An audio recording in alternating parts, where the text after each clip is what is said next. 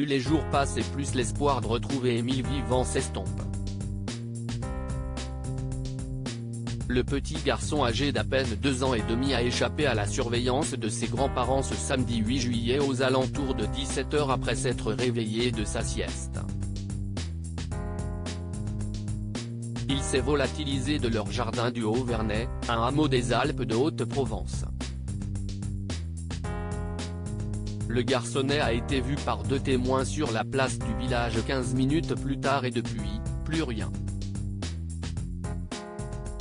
Face à cette disparition inquiétante, la brigade de recherche de la gendarmerie de Digne-les-Bains a rapidement mobilisé une 50aine de secouristes, des brigades cynophiles, chiens, et les pompiers.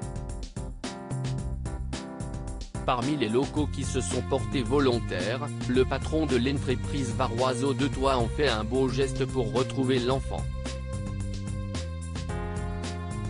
D'après ce que nos confrères de Nice Matin ont rapporté ce lundi 10 juillet, Stéphane Boucher, qui a monté l'entreprise, a permis à ses 25 salariés de prendre part aux recherches qui durent depuis ce dimanche 9 juillet. J'ai un enfant qui a 3 ans, quasiment du même âge que le petit disparu. Et nous sommes presque tous parents dans la société. CIST ce qui nous a mobilisés. CIST aussi un secteur géographique sur lequel nous travaillons, a témoigné le patron de cette boîte, spécialisée dans la rénovation d'habitat, les panneaux solaires et les énergies nouvelles. Fin des battues et inquiétudes toujours plus grandissantes. C'est ainsi que ces employés ont déserté leur chantier de Puget-sur-Argent, Toulon, Brignoles et Manosque dans l'après-midi de ce lundi, équipés de chaussures de marche pour arpenter l'un des versants d'une montagne proche du lieu de disparition d'Émile.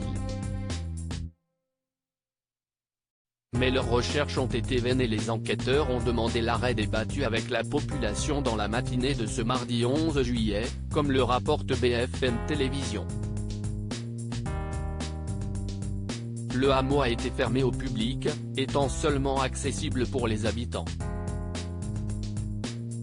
80 gendarmes et 10 militaires de l'armée de terre spécialisés dans le débroussaillage passent le secteur du Vernay au peigne fin. La probabilité de retrouver Émile vivant est de moins en moins élevée, après 4 jours de disparition. On est souvent étonné par la résistance des enfants, comme on l'a vu lors des tremblements de terre.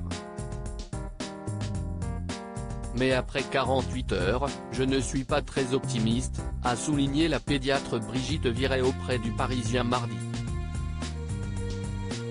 À cet âge, et même s'il est issu d'une famille de randonneurs et que c'est un bon marcheur, il ne peut pas parcourir plus de 2 ou 3 km, a pointé Raïssa Brûlé-Pépin, ancienne responsable de l'unité médicale des urgences pédiatriques. On aurait dû le retrouver, a de son côté regretté le préfet, chamboulé. Crédit photo, capture d'écran BFM Télévision.